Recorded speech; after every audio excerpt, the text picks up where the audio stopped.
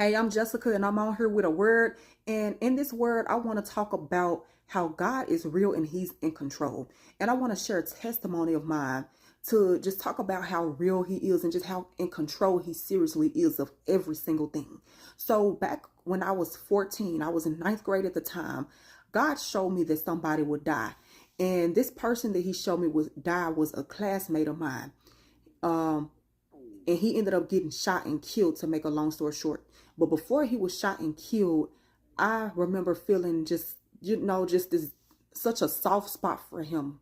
you know um I would get to the point where, like, when I was around him, I would stare at him all the time, and I felt like such a deep compassion for him. And I didn't understand. I'm just thinking that I just got like a soft spot for him. I'm just thinking that I was just drawn to him for whatever reason, right? And I'm not knowing that it was God putting it on my spirit that he was getting ready to pass away. I didn't know that until after he died. Like, he died like not long after I started feeling this, probably maybe a few short months after I started feeling this. And I remember um he was in my Spanish class. I remember I just used to sit up and like stare at him in Spanish class sometimes. And he used to like stare at me a lot too. You know, I think he was like, I think he picked up that I was very drawn to him, but I'm sure he had no idea why, and I didn't have even any idea why myself until after he passed away. So, but like I said, I remember, like I said, he was in my Spanish class, and I remember one time, I think this might have been either before or after Spanish class. I know, I was like standing in a doorway of our Spanish class one day, and he was out in the hallway, and this boy was making fun of him, and because he had like a unique name. But the boy, he didn't like his name. He thought his name was weird, because he was making fun of him because of his name, and he was dogging him out over his name. Like, he was like cussing him out. He was like, what type of name is that, yada yada yada. And I went to like a very hood school.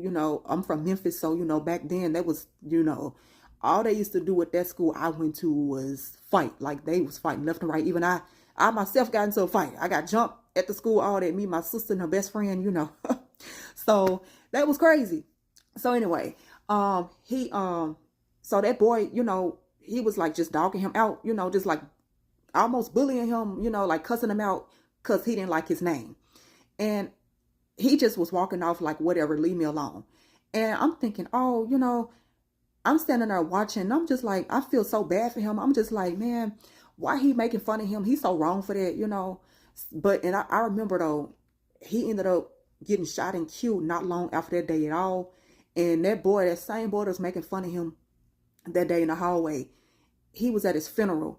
And I looked over him when we was at the funeral, and he was just shaking his head, looking like he felt so bad. You could tell he regretted making fun of him that day and all that. And that's just something I never forget.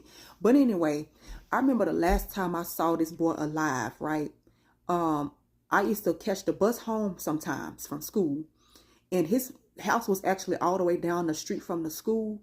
And I used to see him, outside sometimes on the way home, on the school bus, because not the school bus, but the city bus, because the bus used to pass by his house all the time. The bus used to pass by the street where his house was on.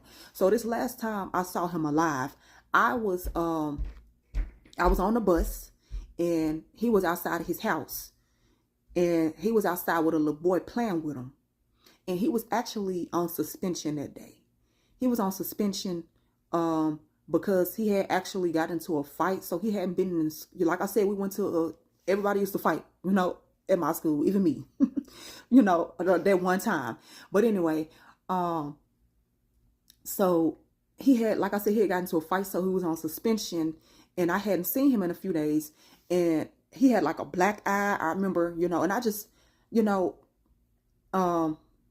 I remember when I saw him though this day, as I was passing by his as I was passing by his house on the bus, I just started crying so hard, and like, I'm just thinking, oh my God, I was like weeping when I saw him, because I just felt so sorry for him.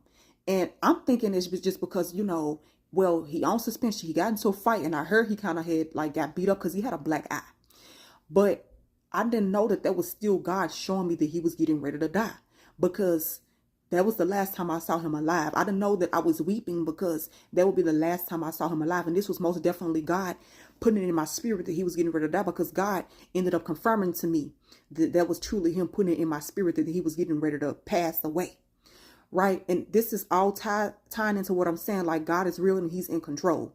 So, you know, a few days later, he was shot and killed. And I was like, oh my God. And it just clicked. I was like, that's why I was feeling like that. Like, that's why I was so drawn to him, and I was feeling so much compassion for him. And like, that's why you know, that's why I couldn't stop staring at him every time I saw him, because God was putting on my spirit that he was getting ready to pass away. And how did I know that? You know, like, I'm 14 years old. I wasn't reading the Bible like that back then. I wasn't, you know, I was going to church and stuff, but like, my relationship wasn't nowhere with God near where it is today. So, but I just knew that it was God, because when it's God, you just know, you know. I knew that was God that showed me that he was getting ready to pass away. I just knew it, you know.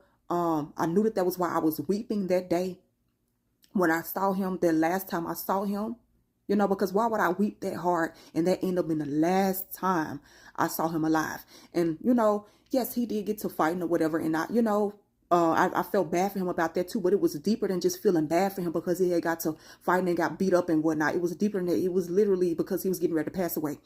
And no, he did not get shot and killed by the person he got to fighting with, because everybody thought that he got shot and killed by him.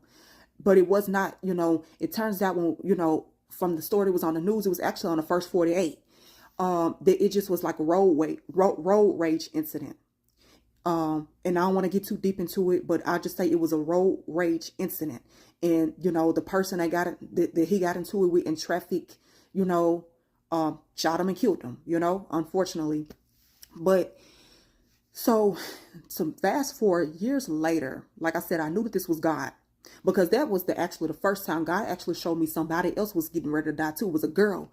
That next year, she died in a car accident. I remember sitting up, I would feel all this compassion for her too, and I was just so drawn to her. I would stare at her all the time, and then a few months later, she ended up dying in a car accident, and I knew that was God showing me that she was getting ready to pass away too. And this girl, she went to church with me, and I remember the first time I saw her too.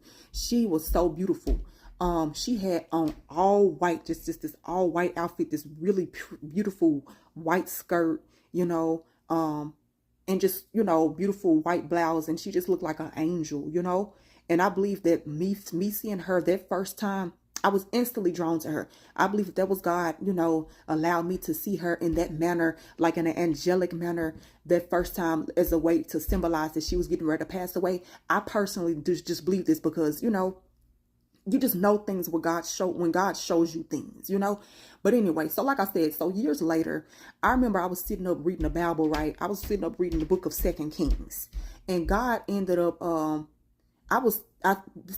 the thought of this young man that died back then just came to my mind. I was thinking about how I just knew that was God showed me that he was getting ready to pass away, right? And then, so this scripture, you know, just popped out to me, and this God literally confirmed to me through this scripture that I'm about to read that was him that truly showed me that he was getting ready to die.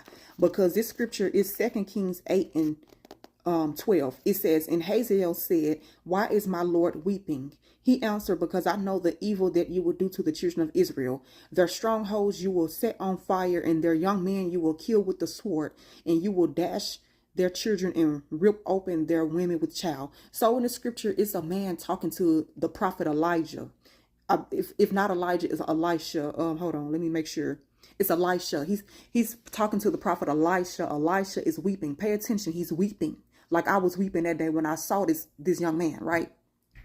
So so what ended up happening was that was God confirming to me, like, this man was asking him, why is my Lord weeping? And he said, because I know the evil that you would do to the children of Israel. Their strongholds you will set on fire. Their young men you will kill with the sword.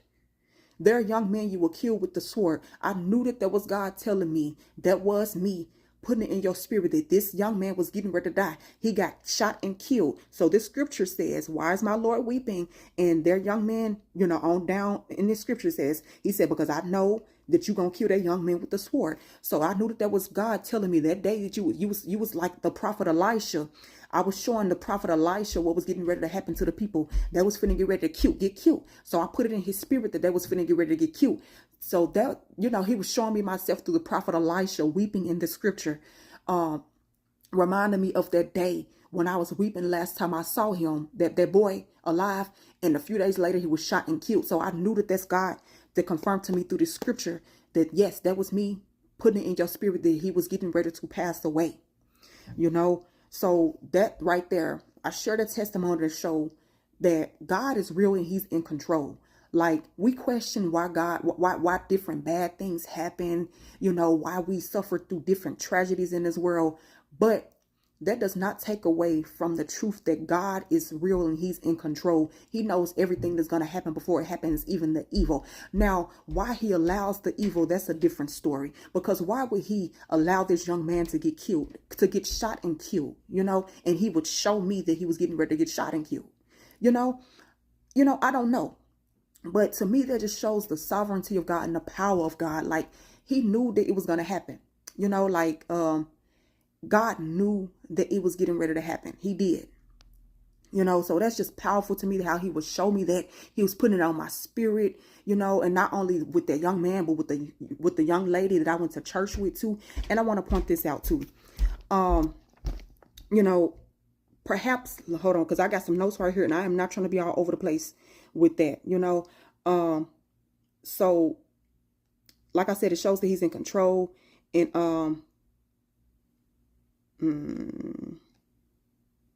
so if you question why evil in this world happens, know that God knows that even the evil is going to happen before it happens. But you know what? I want to further that point.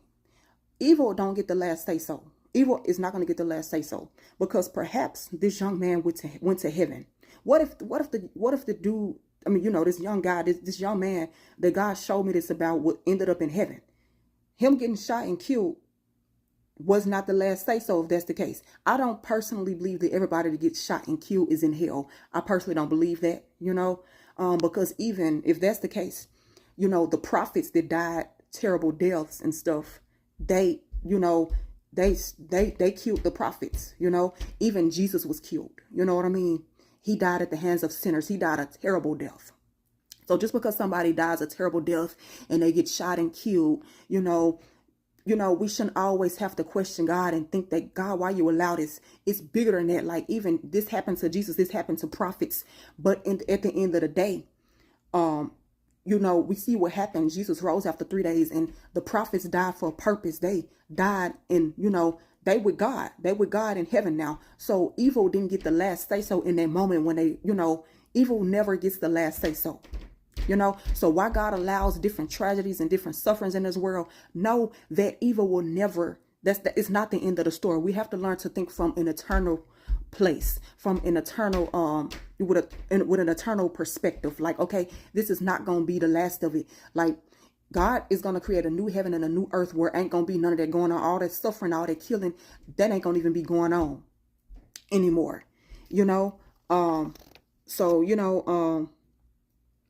I just wanted to share that, just to like make you think, like,